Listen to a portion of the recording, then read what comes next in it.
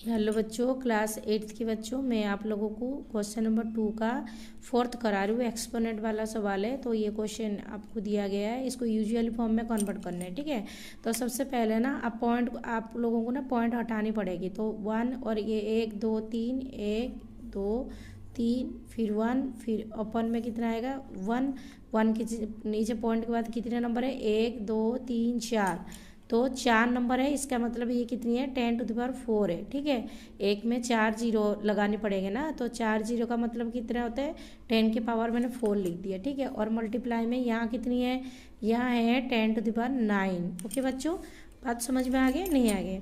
Okay, अब ये point नहीं है, ये ऐसे ही एक मतलब बिंदु लग गया, ये पॉइंट नहीं है। ठीक है, तो ये पे 1 0 0 0 1 अपन में पॉइंट के बाद 1 2 3 4 नंबर थे, तो इसलिए 10⁴ कर दिया। अब मुझे एक बात बताओ, यहाँ पे एक में 4 जीरो है और एक यहाँ पर एक में 9 जीरो है। ठीक है, तो ये कट जाएगा ना, इसमें से ये 4 जीरो कट जाएंगे, 9 जीरो में से 4 जीरो कट जाएंगे, तो कितने जीरो बचेंगे 5 जीरो बचेंगे। चाहे तुम ऐसे समझ लो, चाहे या तो ऐसे समझ लो। देखो इसका बेस बराबर हो गए, ये 10⁴ है और ये 10⁹ है। ठीक है, तो अगर बेस बराबर हो जाते हैं तो पावर क्या होते हैं, पावर माइनस हो जाते हैं, तो 9 में से 4 चले जाएंगे, तो कितने बच जाएगा आपका 5 बच जाएगा। बात वही है, चाहे कैसे भी समझ लो 10⁵ ही आएगा।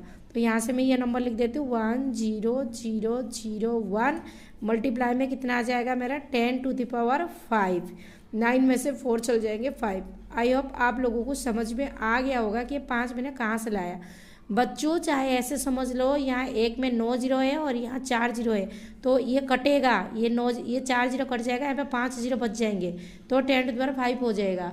अदरवाइज आप एक्सपोनेंट की तरीके से समझ लो कि यहाँ पे बेस 10⁹ है, 10⁴ है, तो अगर बेस इक्वल हो जाते हैं तो जो पावर है वो माइनस हो जाते हैं, तो 9 में से 4 चला जाएगा, 5 आ जाएगा। ओके, तो अब हमें क्या करनी है 1 1 2 3 1 और आगे ये 10⁵ है, मतलब एक में कितने जीरो है, एक में 5 जीरो है, तो लगा दो यहाँ पर 5 जीरो, 1 2 3 4 5। ठीक है, तो ये जो बन गया ये आपका टोटली फाइनली आंसर आ गया। ओके, आई होप आप लोगों को समझ में आ गया होगा।